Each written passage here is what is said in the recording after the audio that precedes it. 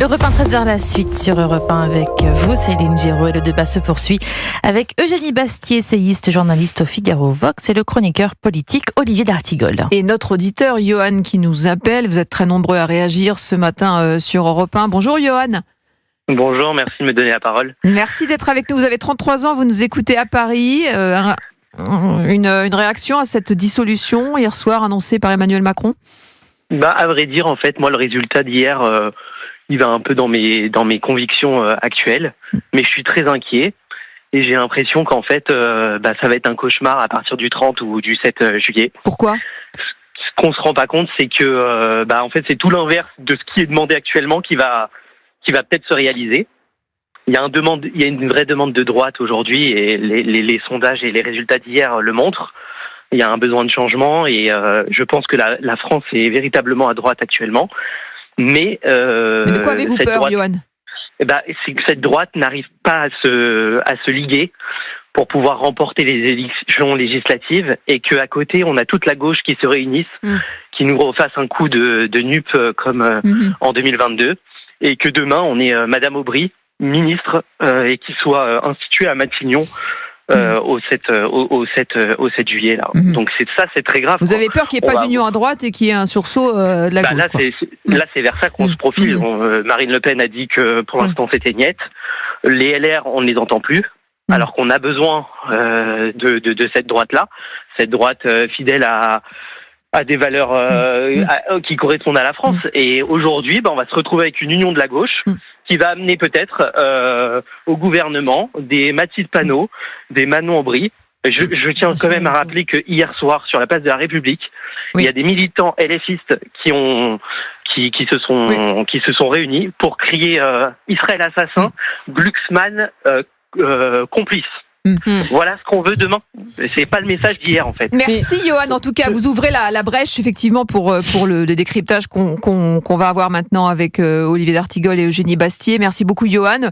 Olivier, est-ce qu'une union des droites est possible ? Est-ce que le RN va pouvoir prendre la mesure du poste ? La fin du témoignage de Johan donnant l'ambiance et la couleur du rassemblement d'hier, place de la République, ne préfigure pas véritablement un rassemblement dans un très bon climat et une NUPS 2. Qu'est-ce qui se passe pour prendre que le volet de la gauche ? Il y a aujourd'hui un affrontement avec des réunions qui se tiennent, qui se sont tenues et qui vont se poursuivre aujourd'hui dans les prochains jours, puisqu'il faut des dépôts de candidature vendredi à 14h, entre la volonté des Insoumis de reconduire la NUPS avec quelques arrangements, mais de la reconduire à l'identique, et l'orientation Glucksmann qui a obtenu un résultat qui est de plutôt aller vers une autre configuration avec l'initiative de Ruffin de Front Populaire à laquelle Olivier Faure et les Verts et le PC ont dit pourquoi pas, donc c'est en train de se jouer. En tout cas, ce sera une guerre éclair, ça c'est sûr, parce que comme vous le dites, il y a peu de temps. On va revenir à ce que disait aussi Johan concernant son appréhension, est-ce qu'il n'y ait pas d'union de droite ? Est-ce qu'une union des droites est possible ?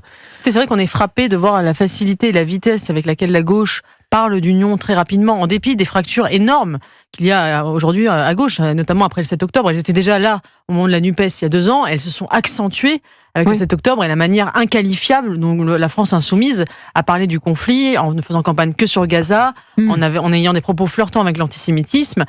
Et effectivement, on se demande comment, malgré toutes ces fractures, la gauche arrive toujours à s'unir parce qu'il y a ce réflexe unitaire, alors qu'à droite, effectivement, il y a toujours des querelles d'ego, des querelles de partis, des querelles de personnes qui triomphent alors qu'ils ont plus ou moins les mêmes idées, beaucoup plus qu'à gauche en réalité. Et donc, mais je pense que en fait, là, dans la configuration actuelle, là, dans l'état des choses, Bardella est tellement haut, le Rassemblement national est tellement haut qu'ils n'ont pas besoin véritablement d'union des droites. En réalité, ce que vous dites, c'est qu'ils peuvent naviguer seuls, quoi. Ils vont créer une sorte de plateforme et au cas par cas. Peut-être pour quelques amis de Marion Maréchal et quelques LR qui seront débauchés au cas par cas, mais je pense qu'il n'y aura pas véritablement quand il y a un tel écart, si vous voulez, entre le parti dominant et les petits partis, l'alliance ne s'impose pas. Et je pense, et pour assurer notre auditeur, je pense qu'il peut se rassurer qu'il n'y aura pas de Premier ministre NUPES ni France Insoumise dans un mois, parce que je pense effectivement que la NUPES sera le suicide de la gauche gauche, parce qu'en réalité, pourquoi il y a 80 députés aujourd'hui, Rassemblement National à l'Assemblée nationale, c'est aussi parce qu'il y a eu énormément de duels NUPES, Rassemblement National aux dernières législatives, et que dans cette configuration-là, le Rassemblement National l'a emporté et a écrasé, et ce sera d'autant plus le cas après ce qui s'est passé après le 7 octobre. On reparlera de la gauche dans quelques instants. Un mot peut-être avec... on va écouter Franck Alizio. Franck Alizio qui était ce matin député RN des Bouches-du-Rhône, qui était l'invité ce matin de Dimitri Pavlenko. Le Rassemblement National est en position de force mais ne veut pas de combine d'appareils. Écoutez.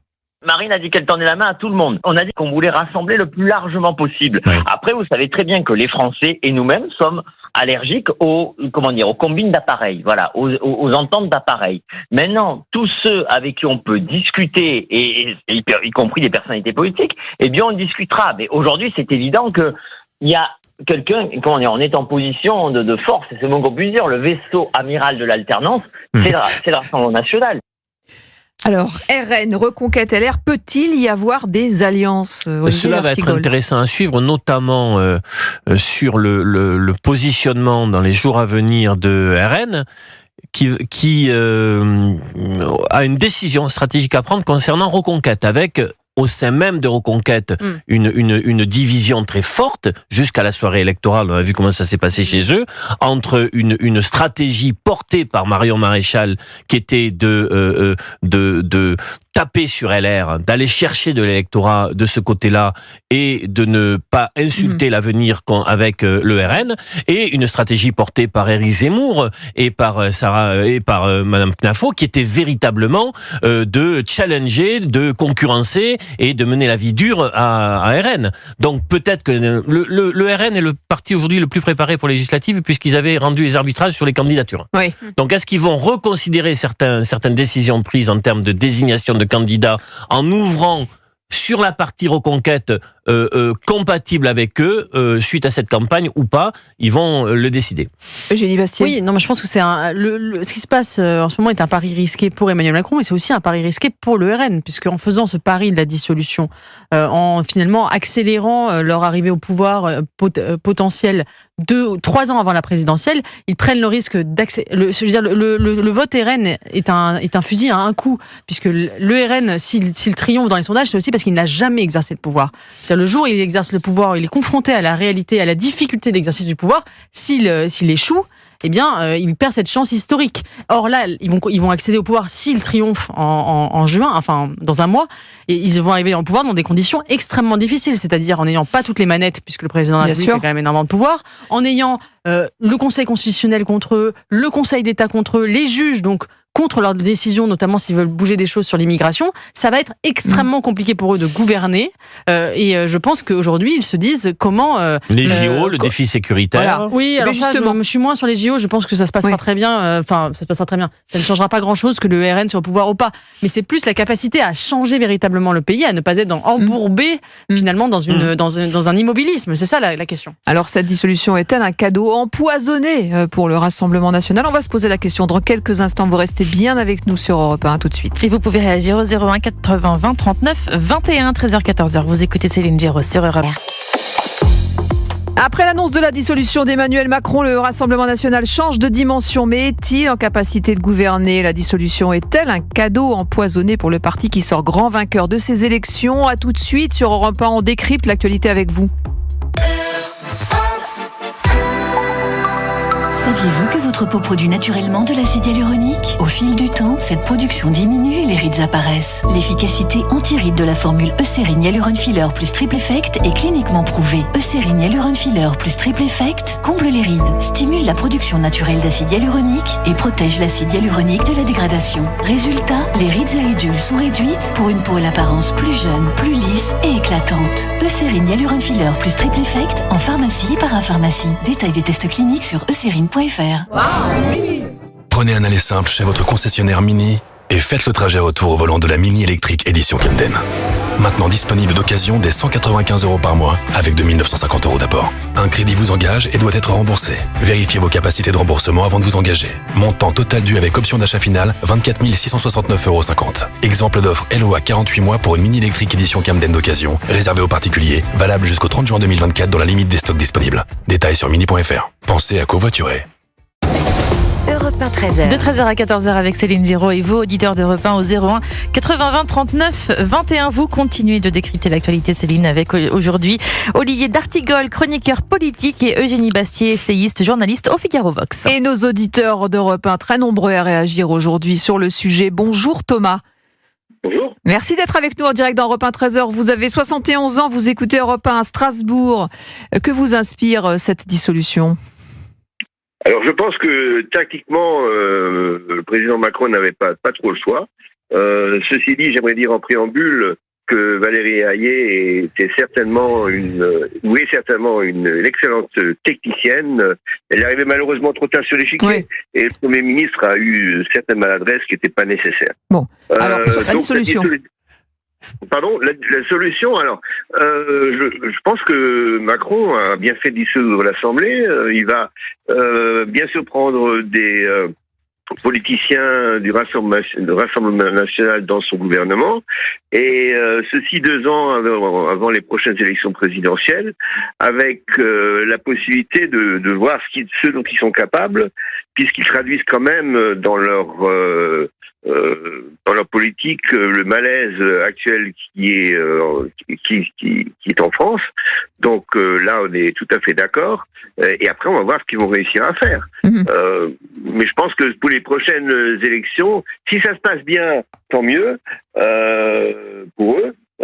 Mais c'est pas sûr et certain qu'ils réussissent à faire appliquer tout ce dont ils rêvent et dont ils parlent. Vous pensez que le Rassemblement national peut devenir un parti de gouvernement, Thomas ? Je pense que c'est indispensable. Ça traduira tout simplement le malaise des Français. Bien, ils ont fait l'erreur. Je pense que la France a fait l'erreur de voter pour la France, de voter français et pas européen. Ça, c'est navrant, c'est typiquement français, malheureusement. Mais bon, c'est comme ça. Et tous les pays ont fait la même chose. Merci beaucoup Thomas pour effectivement cette question qu'on va se poser maintenant. Eugénie Bastier, c'est ça, est-ce qu'ils sont en capacité de changer de statut finalement, parce qu'ils ont toujours été dans l'opposition, et s'ils ont les clés du camion désormais? Oui, mais je pense que la vague populiste, on le voit, elle est mondiale, elle est occidentale. Il y a un rejet des partis dominants, de l'élite, etc. Et dans plusieurs pays européens, les populistes ont accédé au pouvoir. Il y a eu le Brexit, il y a eu Trump, il y a eu en Italie Salvini qui était à 34% en 2019 et qui maintenant est à 9% après avoir exercé le pouvoir justement. Et je pense que cette catharsis-là, elle doit avoir lieu à un moment ou à un autre dans notre pays. C'est-à-dire à un moment où effectivement les clés du camion vont être confiées aux populistes. Alors est-ce que ce sera en juin ou ce sera en 2027 ?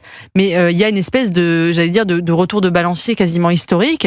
La question c'est maintenant, je pense que le pari d'Emmanuel Macron, c'est de passer de la diabolisation du RN à la démonstration de leur incompétence et de leur inefficacité. Oui, parce qu'il a vu que ça fonctionnait pas. Il se dit finalement, bon, ils vont avoir le pouvoir, mais ils n'arriveront à rien.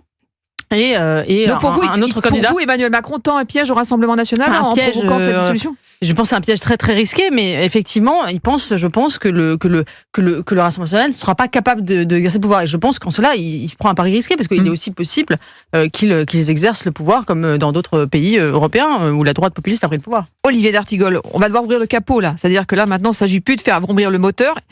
Il faut envoyer quoi. Le Rassemblement national va devoir faire ses preuves. D'autant plus que Jordan Bardella, pour des raisons que je n'ai pas le temps de développer ici, a fait une campagne sans aucune prise de risque. Rien. C'est ces situations politiques où il ne faut pas bouger un cil parce que tout va dans la direction que vous souhaitez. Donc sa non-prise de risque.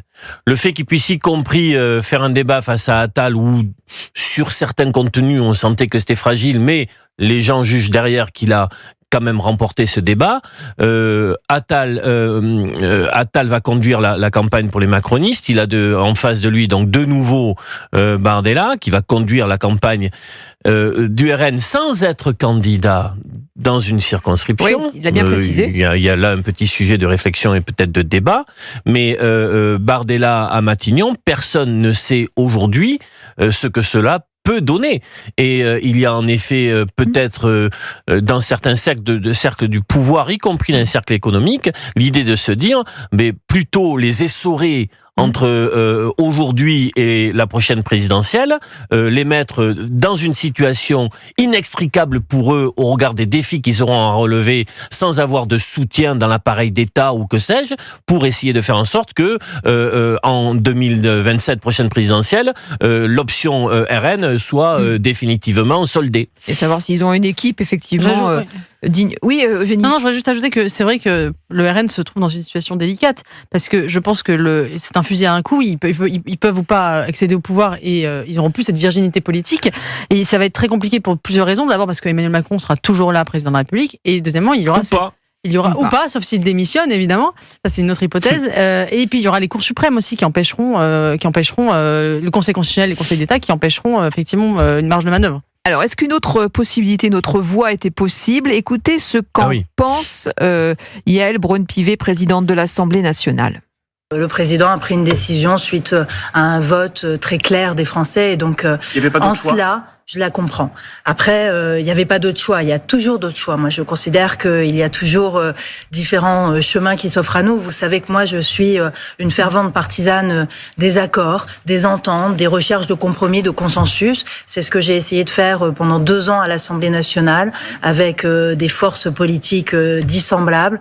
Et donc moi, je pense qu'il y avait un autre chemin qui était le chemin d'une coalition, d'un pacte de gouvernement. Le président de la République a estimé en conscience que ce chemin n'existait pas. Il a pris ses responsabilités et je prends acte de cette décision, évidemment.